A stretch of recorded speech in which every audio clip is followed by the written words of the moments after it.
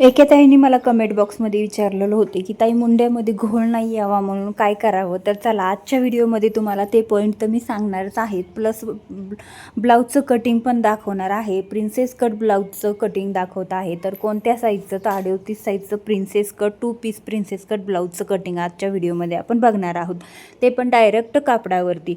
तर व्हिडिओ शेवटपर्यंत व्यवस्थित बघा. अगदी छोटासा आहे पण छोटे छोटे पॉईंट्स मी तुम्हाला दाखवणार आहे, कारण शॉर्ट व्हिडिओमध्ये आपण एवढं सगळं नाही दाखवू शकत. छोट्या छोट्या गोष्टी तर मी दाखवतेच तुम्हाला, पण सगळं नाही दाखवू शकत.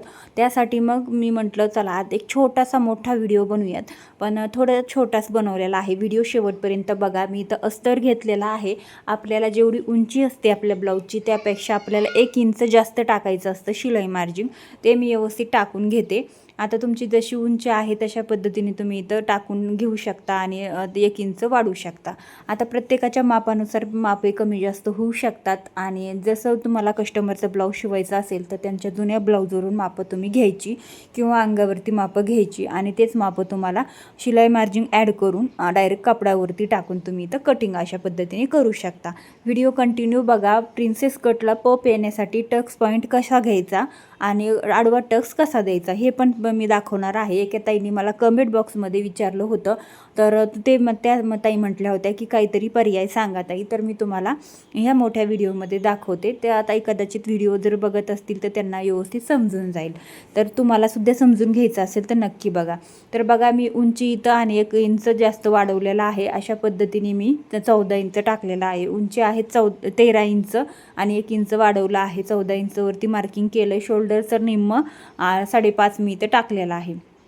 म्हणजे शोल्डर 5 इंच, निम्म 10 इंच शोल्डर होतं, निम्म 5 इंच टाकले, अर्धा इंच शिलाई मार्जिन 5.5 टाकले. गळा रुंदी 2.25 इंच घेतलेली आहे आणि मुंडा इथं मी 6 इंच घेतलेला आहे. इथं 5.25चा घेतला तरी चालतो. आता इथं मी 5.25वरती टिक केलेला आहे, कारण आपण त्याला आकार पण देणार आहोत. त्यानंतर छातीचा भाग मी इथं टाकलेला आहे 9.5 इंच आणि 2 इंच शिलाई मार्जिन तुम्ही इथे पुढे वाढवू शकता. आता बघा, इथं मेन पॉईंट आपल्याला येतो ते कुठे तर तुम्हाला सांगते. इथून मध्येतून आपण इथं 1.25 इंच किंवा 1 इंच तरी वरती यायचं आहे. अशा पद्धतीने मार्किंग करायचं आहे. त्यानंतर इथं आपल्याला मुंडा मोजून घ्यायचा आहे, त्याचा निम्म करायचे, मार्किंग करायचं आहे. त्यानंतर आपल्याला जे छातीचा भाग होता मुंड्यापर्यंत लेवलमध्ये मार्किंग केलं होतं त्याचं सुद्धा पण आपल्याला टेपमध्ये निम्म करून घ्यायचं आहे. हे 3 पॉईंट आपल्याला मिळालेले आहेत. तर आता हे तिन्ही पॉईंटला आपण जुळून घ्यायचं आहे आणि मागच्या मुंड्याचा आकार देऊन घ्यायचा आहे. तर पाहू शकता अशा पद्धतीने तुम्ही इथं मागच्या मुंड्याचा आकार देऊ शकता. हे आकार दिल्याने तुमच्या मुंड्यामध्ये कुठेच घोळ येणार नाही आणि तुमचा आकारही चुकणार नाही. अशा पद्धतीने तुम्ही आकार द्यायला शिकलात तर तुमच्या मुंडा अगदी परफेक्ट बसेल, कुठे ओढणार नाही, ताणणार नाही आणि कुठे लूजही होणार नाही. तर अशा पद्धतीने मुंड्याचा आकार द्यायचा ही मेन टिप्स होती. इथं तुम्ही व्यवस्थित फॉलो केलं आणि व्हिडिओ नाही समजला तर रिपीट बघा, नाही तर कमेंट बॉक्समध्ये नक्की विचारा. तर अशा पद्धतीने इथं आपण मार्किंग केलेलं आहे मागच्या मुंड्याचं. तर आता आपण टाकूयात पूर्ण कमरेचा 4था भाग. तर पूर्ण कमरेचा 4था भाग मी इथे टाकून घेते. त्यानंतर बॅकला आपल्याला 1 इंच जास्त लागतं मागच्या टक्साठी, ते पण टाकलं आणि 2 इंच शिलाई मार्जिन इथं 1.5 इंच 2 इंच तुम्ही इथं घेऊ शकता तुमच्या इच्छेनुसार. ठीक आहे. अशा पद्धतीने पूर्ण मार्किंग मी इथं बॅक साईडचं करून घेतलेलं आहे. आता फक्त आपल्याला गळा मार्किंग करून घ्यायचा आहे. जो काही तुमचा गळा असतो तेवढा आणि अर्धा इंच जास्त घ्यायचा आहे. शोल्डरला आपल्याला जॉईंट करण्यामध्ये जातं, त्यासाठी शिलाई मार्जिन आपल्याला अर्धा इंच एक्स्ट्रा घ्यायचं आहे आणि इथं मार्किंग करून घ्यायचं आहे गळ्याचं. आता गळा मी इथं मार्किंग करून घेतलेला आहे. त्यानंतर आपल्याला काय करायचं आहे, कटिंग करून घ्यायचं आहे आणि जो मागचा भाग असतो आपला तोच आपल्याला पुढच्या भागासाठी कटिंग करण्यासाठी मार्किंग करून घ्यायचं आहे आणि पुढचा भाग काढायचा आहे. पुढे कसा ते तुम्हाला पुढे सांगते, पण अगोदर तुम्हाला मागच्या कटिंगचं व्यवस्थित समजलं का ते कमेंट बॉक्समध्ये नक्कीच कळवा. अशा पद्धतीने मी आता बॅक साईड कटिंग करून घेतलेली आहे. आता आपण फ्रंट साईडला सुद्धा मार्किंग करणार आहोत, ती कशा पद्धतीने बघू शकता. अगोदर आपण बॅक साईड जसाला तशी ठेवून घ्यायची आणि मार्किंग करून घ्यायचे. फक्त आपल्याला काय करायचे, अर्धा इंच वाढून घ्यायचे. तर बघा, आता इथं पुढच्या साईडने मी इथं अर्धा इंच किंवा पाव इंच तुम्ही वाढवू शकता, जास्त नाही पण पाव इंच वाढवलं तरीही चालेल. तर अशा पद्धतीने मार्किंग करून घेतले. वरच्या साईडने अजिबात आपल्याला वाढवायचं नाही आहे किंवा कमी नाही करायचे, फक्त खालच्या साईडने वाढवायचं आहे. आणि अशा पद्धतीने जसं आहे आपला बॅकनेक तशाच पद्धतीने आपल्याला इथं मार्किंग करून घ्यायचं आहे. ठीक आहे.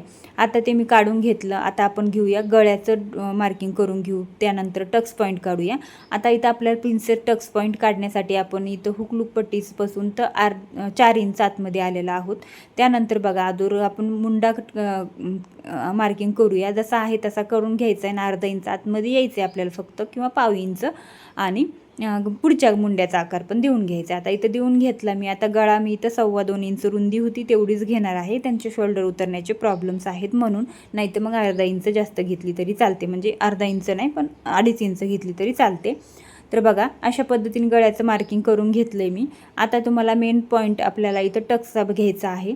आपण 4 इंच आतमध्ये आलोत, इथं 3.5 इंच वरती आलोत. अशा पद्धतीने ही पॉईंट जुळून घ्यायचा आहे. त्यानंतर आपल्याला इथं 2 इंच टक्स घ्यायचा आहे. 38 इंच छाती भरपूर असेल तर 2 इंच घेऊ शकता, 38च्या खाली 1.5 इंच घेऊ शकता. आता इथं आपण जेवढं इथं टक्स पॉईंट घेतलेला आहे तेवढं पुढे वाढवायचं आहे. मुंड्याच्या साईडने सुद्धा अर्धा इंच वाढवायचं आहे आणि ते आपल्याला मिळून घ्यायचे, म्हणजे मार्किंग करून घ्यायचे. आणि अशा पद्धतीने आपल्या इथं टक्स पॉईंट मिळालेला आहे. आता इथं टक्स पॉईंट आपल्याला तिथं तर मिळाला, पण आपल्याला प्रिन्सेसच्या कटोरीला पप कसा आणायचा, तर अशा पद्धतीने इथं आपण टक्स मारू शकतो. इथं 2.5 इंचाचा टक्स मी इथं घेतलेला आहे. टक्सला दोन्ही पण साईडने पाव इंच घेतलेला आहे, जेणेकरून तिथं मेन पॉईंटला छान असा पप येतो. तुम्हाला दाखवलं मी हाताने करून. ओके. त्यानंतर आपण याचं कटिंग करून घेऊया. आता इथं मी प्रिन्सेस कटची कटिंग आपण पूर्ण आपली मार्किंग करून झालेली आहे. मी इथं कट करून घेते जेणेकरून तुमच्या लक्षात येईल. आणि अशा पद्धतीने ब्लाऊज घेतला ना, तर कट केला ना, तर तुम्हाला कुठलेच प्रॉब्लेम्स येणार नाहीत. आणि जर खूप जास्त खूप जास्त चिडबिड केली ना, तर मग त्यावेळेस आपल्याला कन्फ्युजन होतं ना, असं वाटतं नाही रे बाबा नको, खूप जास्त अवघड आहे कटिंग करायचं. मग तिथेच तुम्ही कुठेतरी विसरून जाता आणि कटिंग विसरता. त्यासाठी तुम्हाला अशा पद्धतीने सोप्या पद्धतीने मी इथं ब्लाऊजचं कटिंग दाखवलेलं आहे. तुम्हाला व्हिडिओ कसा वाटला कमेंट बॉक्समध्ये नक्की कळवा. आणि काही विसरलं असेल किंवा तुम्हाला काही समजलं नसेल तर कमेंटमध्ये नक्की विचारा, मी त्याचं आन्सर देईल. बॅकनेक पण रेडी झालेला आहे. गळा पण आपण त्याचा कट करून घेऊया. फ्रंटसुद्धा कट करून झालेला आहे. हे अस्तर आपल्याला आता डायरेक्ट कापडावरती ठेवून कटिंग करून घ्यायचं. आपला ब्लाऊज कटिंग रेडी आहे. फक्त बाहीचं कटिंग राहिलेलं आहे. ते तुम्हाला बरेच व्हिडिओ आपल्या चॅनलवरती आहेत बाहीच्या कटिंगचे, तुम्ही कटिंग ते पाहून कट करू शकता. बॅकनेकचा टक्स पण दिलेला आहे. तर चला व्हिडिओला लाईक नक्की करा, इतर मैत्रिणींसोबत शेअर करा आणि चॅनलवर तुम्ही नवीन असाल तर सबस्क्राईब करा. भेटू पुढच्या व्हिडिओमध्ये. Bye bye.